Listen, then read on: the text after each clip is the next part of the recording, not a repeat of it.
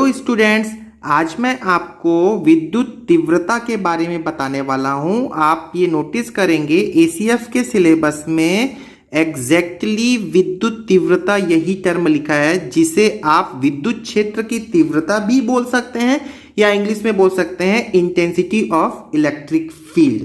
तो ये छोटा सा एक टॉपिक है, बहुत ज़्यादा इंपॉर्टेंट तो मैं नहीं बोलूँगा क्योंकि फिजिक्स में पूछने के लिए काफ़ी कुछ है, इसीलिए आप इसे जस्ट एंजॉय करो एक स्टोरी के जैसे। चलिए स्टार्ट करते हैं वीडियो को, और यदि वीडियो पसंद आए तो इसे सब्सक्राइब करना ना भूलें। तो सपोज करते हैं कि मेरे पास में एक चार्ज है Q, और इस चार्ज का जो नेचर है वो पॉजिटिव चार्ज है। ठीक है, एक Q चार्ज है जो कि पॉजिटिवली है। इससे d डिस्टेंस पे, किसी डिस्टेंस d पे मैंने एक दूसरा चार्ज यहाँ पर पुट अप कर दिया है, ये है Q0 कह दिया मैंने इसे। ठीक है, नोटिस करेंगे Q0 को मैं एक नया नाम दे रहा हूँ, इसे मैंने कह दिया है ये एक टेस्ट चार्ज है। ठीक है, अब टेस्ट चार्ज क्या होता है? टेस्ट चार्ज वो चार्ज है जिस पे मैं टेस्ट कर रहा हूं, परीक्षण कर रहा हूं। क्या परीक्षण करने वाले हैं अभी हम बताते हैं आपको, जस्ट आप इसको एंजॉय करो एज अ स्टोरी। ठीक है, टेस्ट चार्ज, इसी टेस्ट चार्ज को मैंने ये कह दिया कि ये बहुत ही स्मॉल चार्ज है, बहुत छोटा चार्ज है।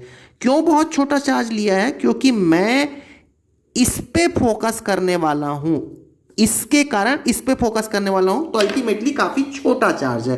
ठीक है, तीसरी बात समझने वाले हैं, क्योंकि बहुत छोटा चार्ज है इसलिए हम इसको जनरली बोल देते हैं कि ये एक पॉइंट चार्ज है। कौन सा चार्ज है? Point charge. पॉइंट मतलब बहुत छोटा चार्ज है। और फिलहाल मैं आपको समझाने के लिए ये बोल देता हूं कि ये एक 1 कूलम है। ठीक है, बहुत छोटा चार्ज है, 1 कूलम का चार्ज। 1 कूलम के चार्ज को हम यहां पर ये भी बोल सकते हैं, 1 मतलब यूनिट, और चार्ज तो आपको पता ही है, चार्ज। ठीक है, तो चलिए देखते हैं। अब खुद सोचो, इस चार्ज के कारण यहां पे कुछ फोर्स लगेगा, ठीक है, इसी फोर्स को तो मैंने क्या का नाम दे दिया है? इंटेंसिटी कह दिया, जो हम टॉपिक पढ़ रहे हैं। तो इसका मीनिंग समझना, क्या मीनिंग है? ये वाला जो टेस्ट चार्ज है, इस चार्ज के कारण कुछ ना कुछ फोर्स महसूस कर रहा है इतने डिस्टेंस पे। जैसे आपको मैं एक एग्जांपल बोलता हूं, यदि आप एसी वाले रूम में बैठे हैं तो आपको कुछ ना कुछ ठंडकता महसूस होती है। और दूसरी बात समझना, एसी के जितना करीब आप बैठोगे आपको उतनी ही ज्यादा ठंडा लगेगा। तो क्या हो रहा है? आप कुछ ना कुछ ठंडकता महसूस कर रहे हैं, और डिस्टेंस पे भी ये डिपेंड कर रहा है। एग्जैक्टली स्टूडेंट्स, उसी प्रकार ये वाला जो चार्ज है, इस चार्ज के कारण कुछ ना कुछ फोर्स महसूस कर रहा है, और उसी फोर्स को हमने क्या नाम दिया है? इंटेंसिटी बोल दिया है। किसकी इंटेंसिटी? इसकी इंटेंसिटी। किस पर इंटेंसिटी? इस पर इंटेंसिटी। इंटेंसिटी मतलब फोर्स। अब बात समझ में आ गई होगी। और तो डेफिनेटली इस चार्ज पे जो इंटेंसिटी है वो d पे डिपेंड करेगा, है कि नहीं है? यदि डिस्टेंस ज्यादा होगा तो ये वाला फोर्स, ये वाला जो चार्ज है वो कम फोर्स एक्सपीरियंस करेगा, कम फोर्स महसूस करेगा।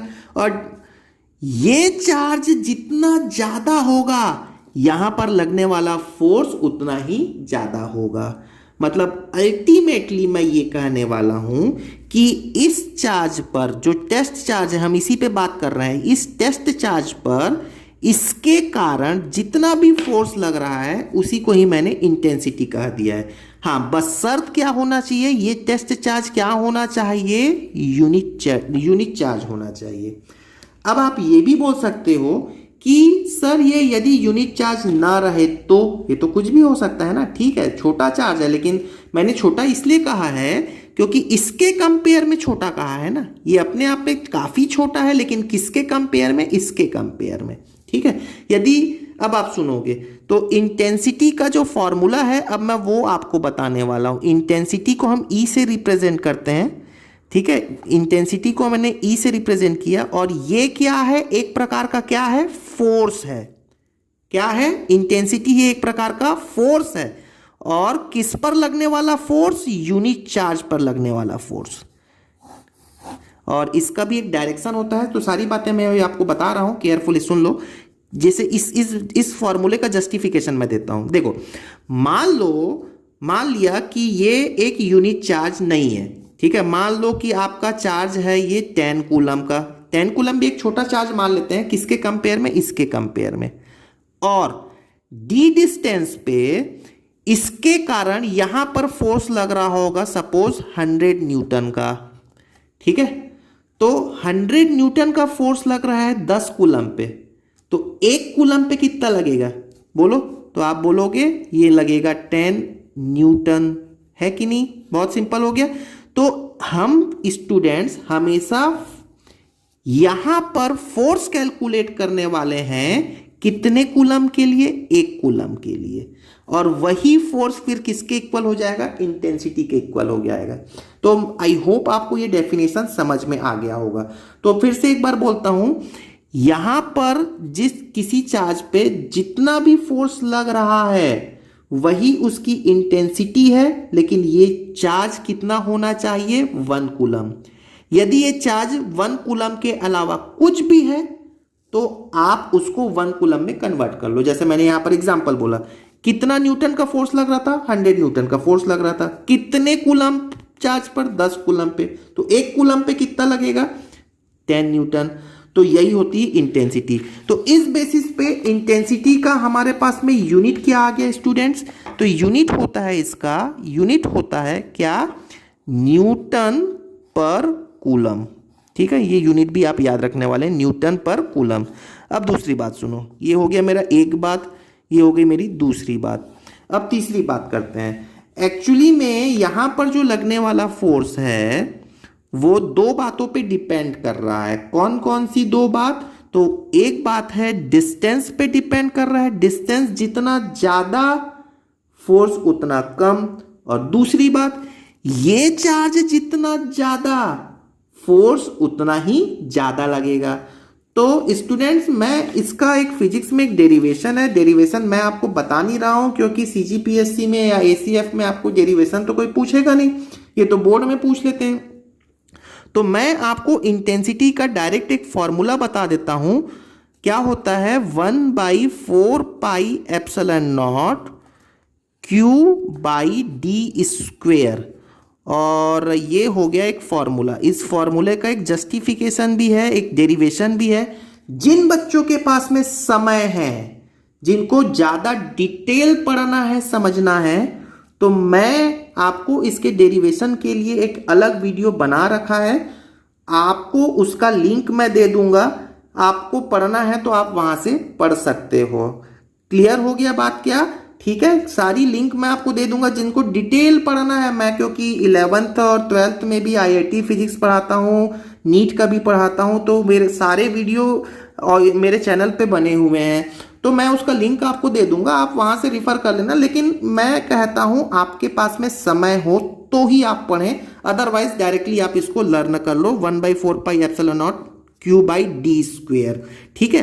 तो एक्चुअली अब बात कर लेते हैं ये 1/4 पाई एप्सिलॉन नॉट की वैल्यू क्या होती है। तो 1/4 पाई एप्सिलॉन नॉट की वैल्यू होती है 9 × 10⁹ न्यूटन मीटर स्क्वेयर पर कूलम स्क्वेयर। ये भी आप लर्न कर लो, ठीक है। अभी पर्पस क्या था, मेरा पर्पस बताना था आपको इलेक्ट्रिक फील्ड की इंटेंसिटी को समझाना, ठीक है। तो वो भी मैंने समझा दिया। अब यहां पर कुछ बातें जो बोल रहा हूं वो आप डायरेक्टली फॉर्मूला लर्न करो, सबसे बेस्ट है। अगला बात स्टूडेंट्स ध्यान से सुनोगे, आपको यहां पर दिख भी रहा है इंटेंसिटी, ये डायरेक्टली प्रोपोर्शनल है क्यू के, ये आप याद करने वाले हो। और इंटेंसिटी इनवर्सली प्रोपोर्शनल है डिस्टेंस के स्क्वायर के। मैं ऐसा इसलिए बोल रहा हूं स्टूडेंट्स, यहां मैं लिख भी देता हूं, ऐसा मैं इसलिए बोल रहा हूं क्योंकि एसीएफ में आपको एक क्वेश्चन पूछा हुआ है, हालांकि वो इस टॉपिक का नहीं है, लेकिन वो प्रोपोर्शनलिटी के बारे में पूछ चुका है ना। तो हो सकता है अभी आने वाले समय में आपको ये पूछ ले कि इलेक्ट्रिक फील्ड की इंटेंसिटी डिस्टेंस के स्क्वायर के इनवर्सली प्रोपोर्शनल होता है, स्क्वायर डिस्टेंस के डायरेक्टली प्रोपोर्शनल होता है। ऐसा कुछ भी 4 ऑप्शन दे सकता है, 5 ऑप्शन दे सकता है। तो आपको क्या बोलना है, इनवर्सली प्रोपोर्शनल है, डिस्टेंस बढ़ेगा, इंटेंसिटी कम होगी। वो भी कैसा रिलेशन है? स्क्वायर से रिलेशन है। तो आई होप यहां तक आपको समझ में आ गई होगा। ठीक है, अगली बात करते हैं। अब स्टूडेंट्स यहां समझना, मैंने आपको बताया कि यहां पर एक फोर्स लग रहा है, ठीक है। इस फोर्स का कुछ ना कुछ डायरेक्शन तो होगा, तो इस फोर्स का जो डायरेक्शन है वो इस डायरेक्शन पे होगा, मतलब अवे होगा। अवे होगा इसका मतलब समझना, मान लो मतलब मैं ये कहने वाला हूं कि यहां पर एक जो चार्ज है, ये चार्ज है Q, और इसको मैं पॉजिटिव चार्ज कह रहा हूं। तो इस पॉजिटिव चार्ज के कारण इलेक्ट्रिक फील्ड जो है वो इससे दूर की ओर होगा, ठीक है। मतलब पॉजिटिव चार्ज से फील्ड जो है वो दूर होता है, और यदि यही निगेटिव चार्ज होता तो इलेक्ट्रिक फील्ड जो होता है वो इसी की तरफ होता है, ठीक है। इसको भी मैं समझने के लिए आपको एक छोटा सा इसको एग्जांपल से समझ लो।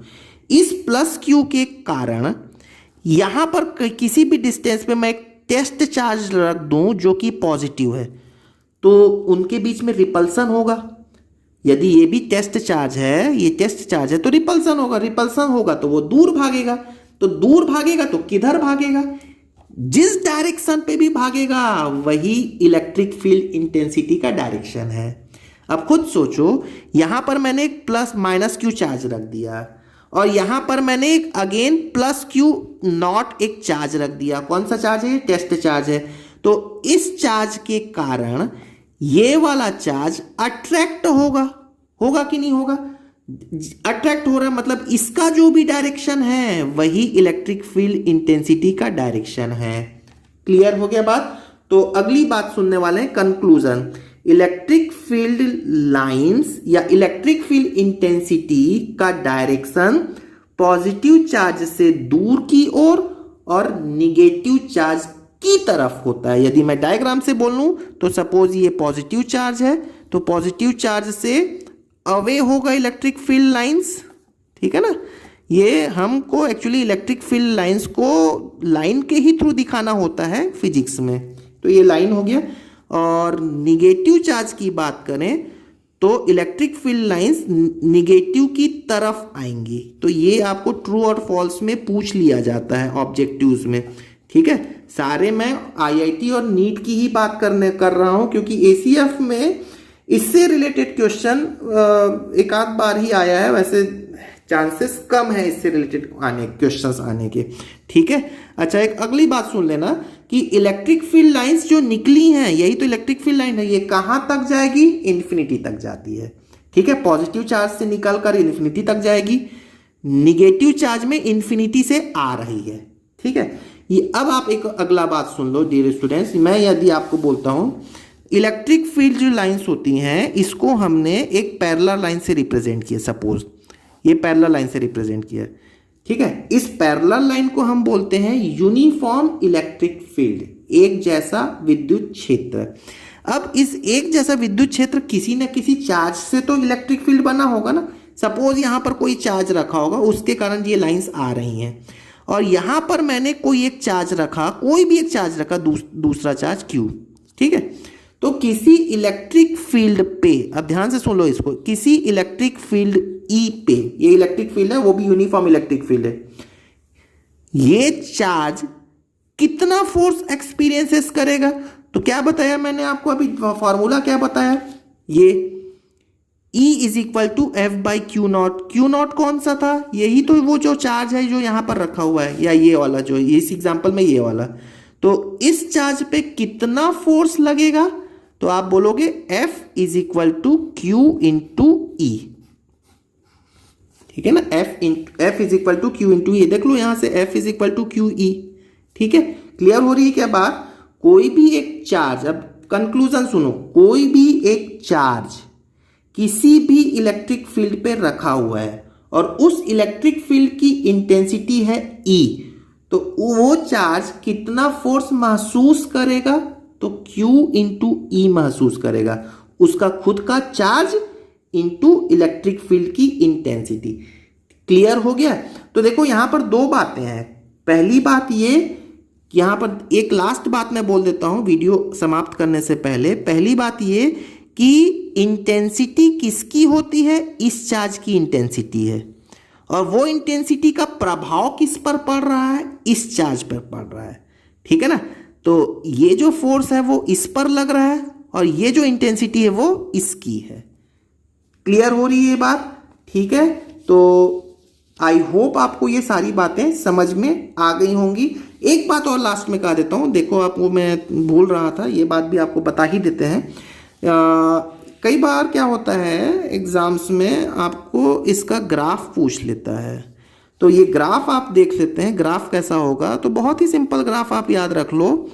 ये इंटेंसिटी और डिस्टेंस दोनों इनवर्सली प्रोपोर्शनल है, एक बढ़ेगा तो एक कम होगा। तो मैं यहाँ पर इंटेंसिटी लगा लेता हूँ E और ये लगा लेता हूँ डिस्टेंस। ठीक है ना, इंटेंसिटी और डिस्टेंस। तो खुद सोचो, y एक्सेस में इंटेंसिटी है, ऊपर इंटेंसिटी बढ़ रही है, तो इंटेंसिटी बढ़ता जाएगा जब डिस्टेंस कम होता जाएगा। डिस्टेंस कम किधर हो रहा है, इधर कम हो रहा है। डिस्टेंस इधर कम हो रहा है और इंटेंसिटी इधर बढ़ रही है। तो देखो मैं डिस्टेंस कम करते जा रहा हूँ, कम करते जा रहा हूँ, कम करते जा रहा हूँ, तो मैं ऊपर भी बढ़ता जा रहा हूँ। तो ये ग्राफ का नेचर है, बहुत इंपॉर्टेंट है। पूछ लेते हैं कैसा ग्राफ बनेगा। तो इंटेंसिटी और डिस्टेंस में इनवर्सली प्रोपोर्शनल का रिलेशन होता है, जो कुछ आप इस तरीके से बता सकते हैं। तो आई होप आपको ये सारी बातें समझ में आ गई होंगी। Thank you very much.